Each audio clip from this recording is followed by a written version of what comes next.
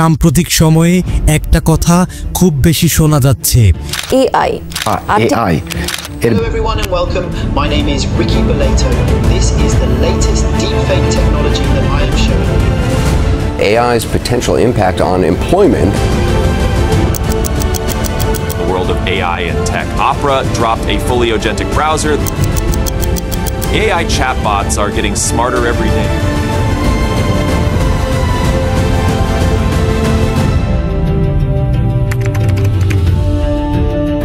AI আসছে আর এতে লাখ লাখ মানুষের চাকরি হারাবে।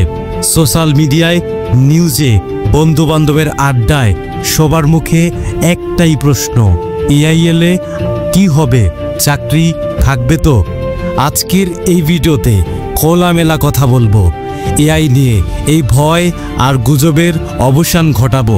কথা দিচ্ছি, এই ভিডিও দেখলে আপনার মন থেকে ভয় অর্ধেক চলে যাবে আর বাকি অর্ধেক আপনি নিজেই দূর করতে পারবেন। AI বা আর্টিফিশিয়াল ইন্টেলিজেন্স মানে এটা মানুষেরই বানানো এমন একটা প্রযুক্তি যেটা মানুষের মতো চিন্তা করতে পারে, সিদ্ধান্ত নিতে পারে। ধরুন, আগে আমরা হাতে লিখে চিঠি পাঠাতাম, এখন 1 সেকেন্ডেই মেসেজ চলে যায়।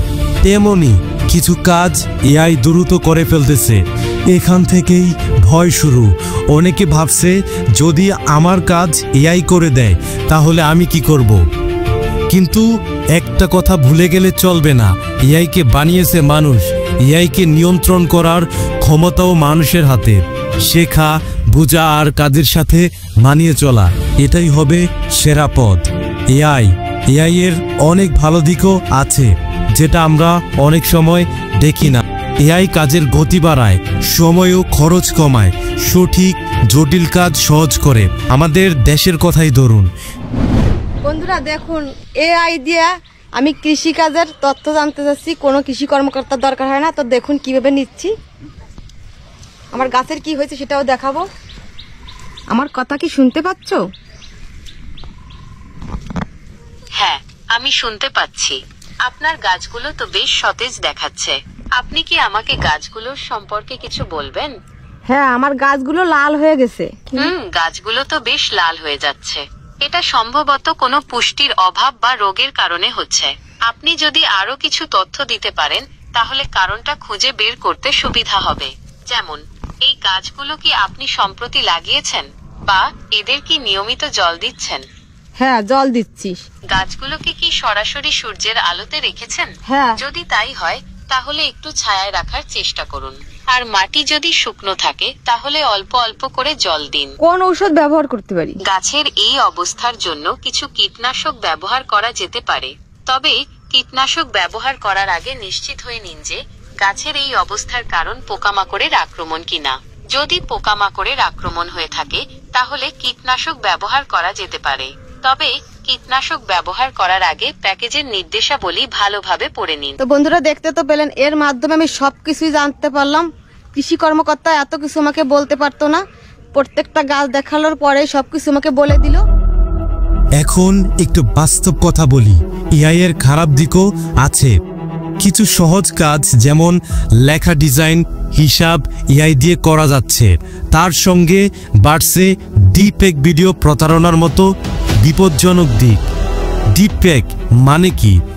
AI দিয়ে কারো মুখ, কণ্ঠ নকল করে এমন ভিডিও বানানো যেটা দেখতে একদম সত্যিকারের মতো মনে হবে। মানুষকে ব্ল্যাকমেল, বদনাম বা প্রতারণার মতো এগুলো ব্যবহার হচ্ছে।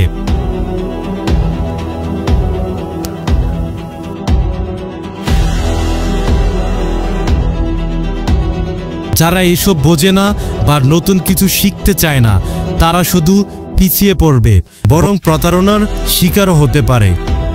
তবে একটা জিনিস মনে রাখা দরকার, AI আসলে এসব খারাপ কাজের জন্য তৈরি হয়নি। এটা আমাদের জীবনকে সহজ করার জন্য, নতুন কিছু শেখার জন্য, উন্নতি করার জন্য তৈরি হয়েছে। তাই AI কে ভয় না পেয়ে সঠিকভাবে বুঝে কাজে লাগাতে হবে। যারা বুঝে এগিয়ে যাচ্ছে তারাই এগিয়ে থাকবে আর বাকিরা পিছিয়ে পড়বে।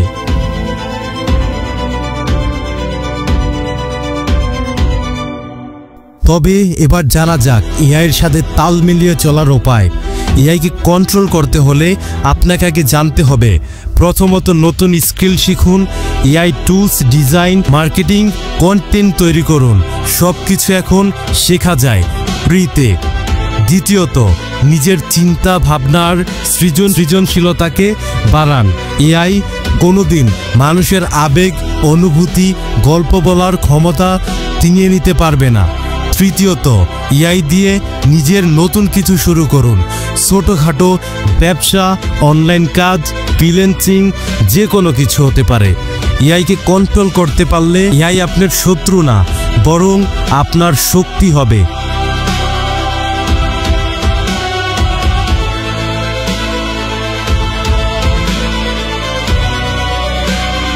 চাকরি হারানোর ভয় নতুন না। যখন কম্পিউটার এলো এই একই ভয় ছিল, যখন ইন্টারনেট এলো তখনও বলা হচ্ছিল সব শেষ হয়ে যাচ্ছে। কিন্তু বাস্তবতা বলছে পরিবর্তনের সাথে যারা বদলে যাচ্ছে তারাই টিকে আছে।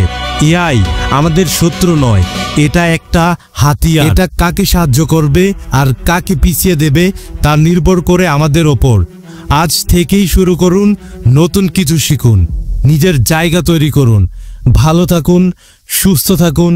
আল্লাহ হাফেজ।